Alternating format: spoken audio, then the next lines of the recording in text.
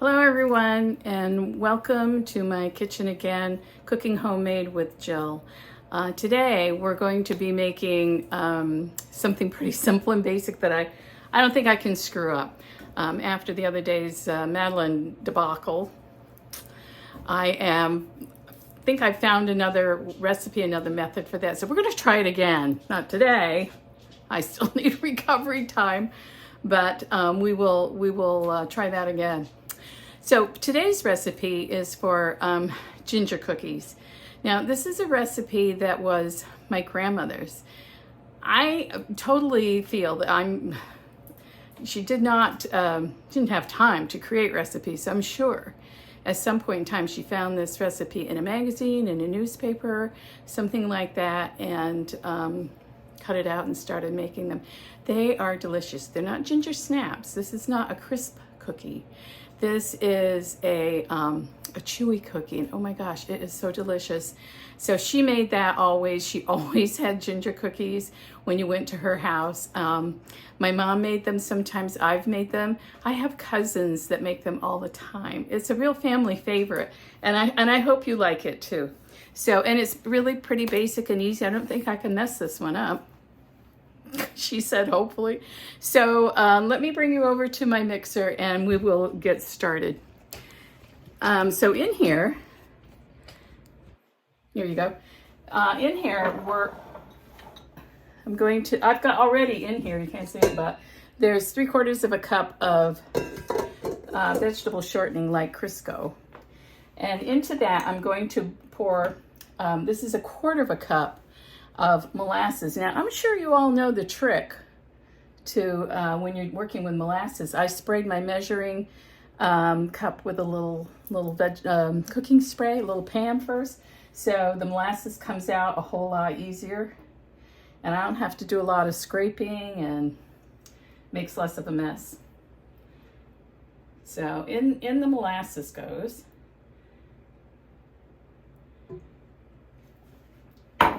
and an egg. There you go. Now we're going to just let this do its magic. I'm going to cream. Oops, wait. Forgot the sugar. Cup of sugar. Jeez. I don't know. But this is basically like a dump and go. So that is working away in there. And we'll just let it mix up and cream for a while till all the shortening is combined.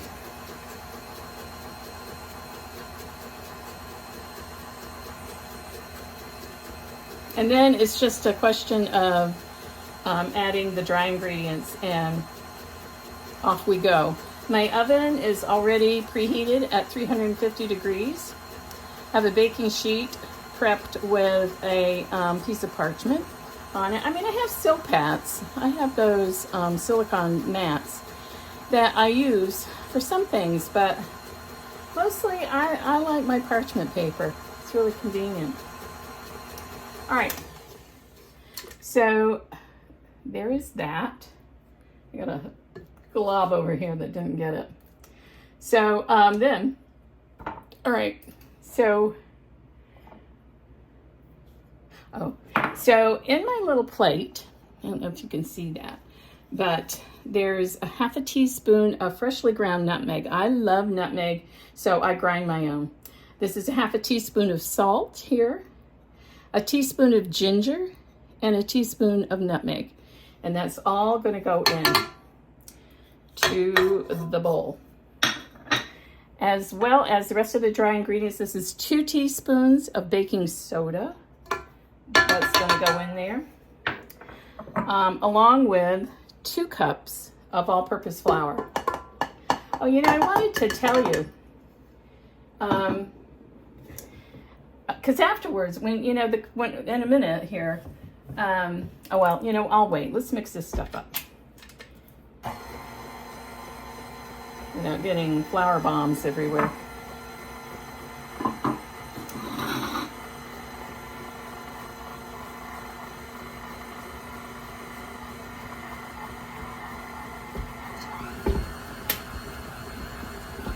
Now I'm going to just get this all combined. Mix that thoroughly.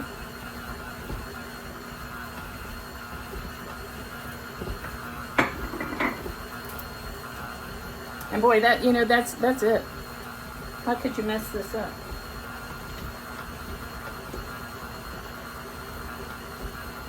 All right, that looks good to me. So I'm going to just get rid of this paddle. And then we're going to start forming cookies.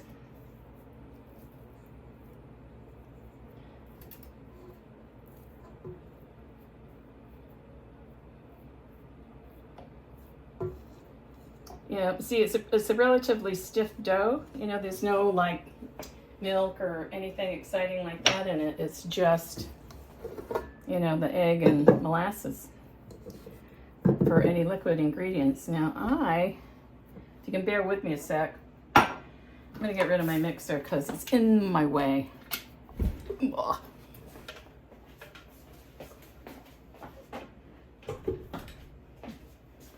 Yeah, I mean, what you have to do when you have a teeny tiny kitchen in order to do anything in it at all, ever.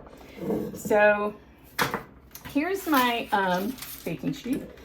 And in this bowl here, I have some sugar. I didn't measure, just dump some sugar in there. So what happens now is, hold on.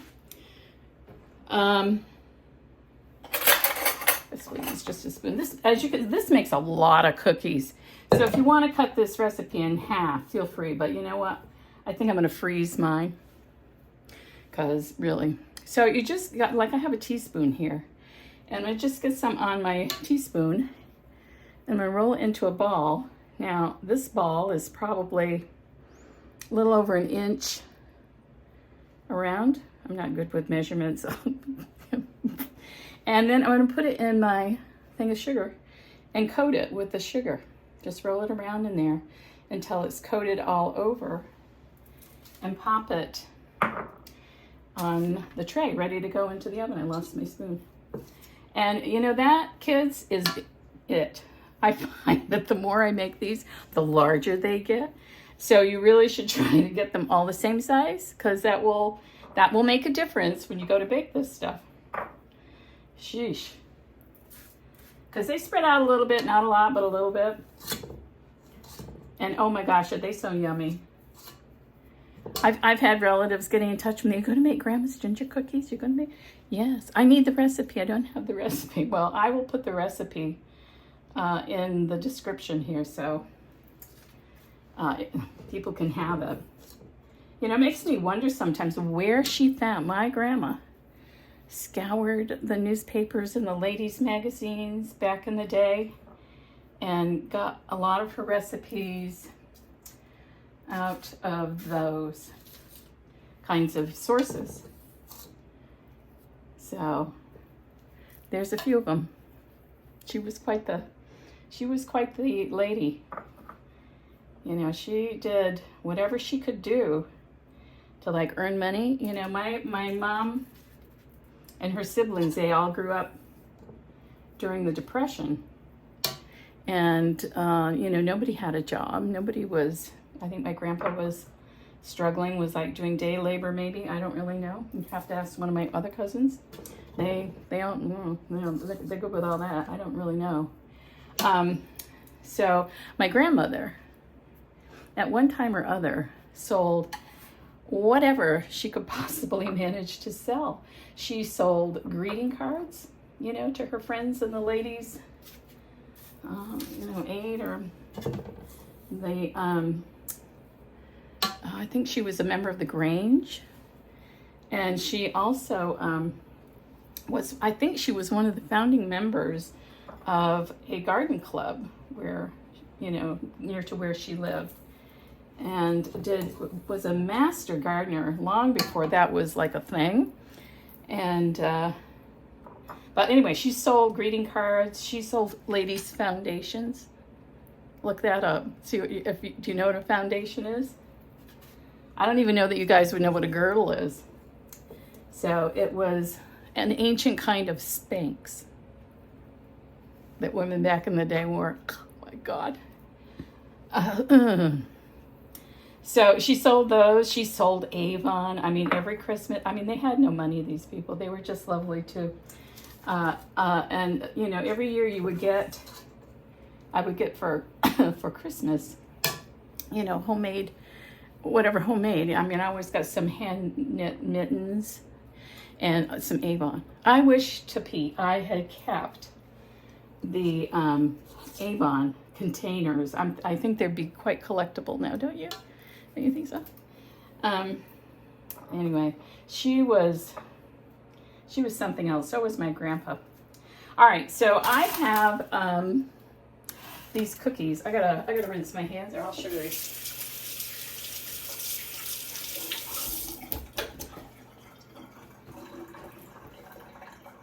And I gotta move you to get to the oven. Oh God.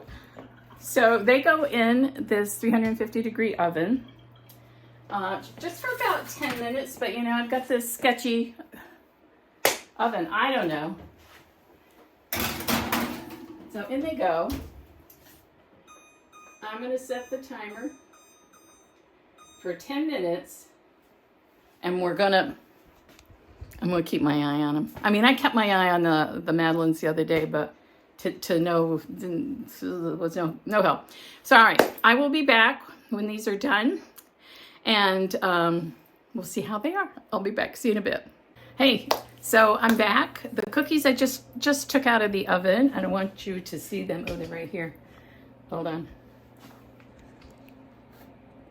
And I don't know if you can see, but the tops start to crack a little bit. They are so completely yummy. Let me bring you a little closer, and I'm gonna put these on a wire rack to cool.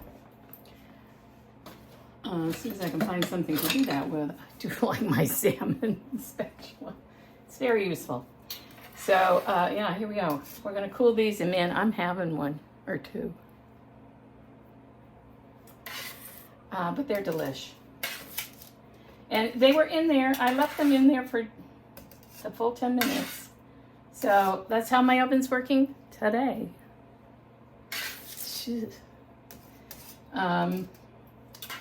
So there we have it. I will be here for a while making cookies. Not a complaint, just an observation. Oh, gee, I just smashed that one up totally. See, they're really quite soft, and they will firm up. I'm gonna have to eat that one, clearly. It broke in half. Oh, and flipped upside down because I'm so spastic. So anyway, there they are. Oh, boy. Let me try a little bit of this one. Ooh, they're much better when they're cooled a bit. Oh, this is like lava. Oh, I don't think I can eat that yet. Anyway, while that's cooling, I wanted to just share with you, and it's because I had to fill it up. It was empty. I have a whole set of these Prokeepers. This one is my sugar Prokeeper, and it's really cool. It had, you know, you can open it to when you have to measure stuff, but it also has a pouring spout. You see that? And these are really nice. They fit nice in my pantry. I'm going to leave the link if you're interested in purchasing anything like that. Certainly no obligation. My gosh. So that's that. I'll be making cookies this afternoon. But I just wanted to remind you that I am an affiliate marketer. So for Amazon is one of the products, one of the companies that I promote. So any of the links down in my description will bring you to that specific product. If you choose to buy that product through my link, I'll get a commission. There's no obligation.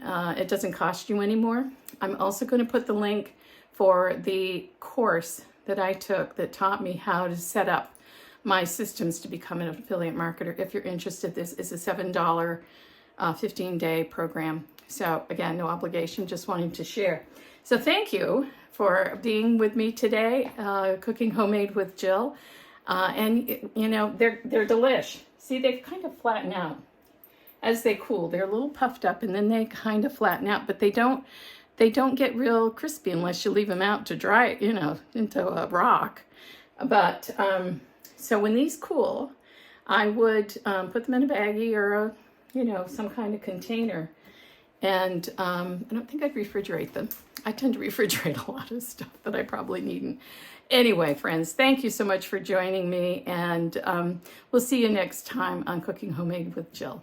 Bye.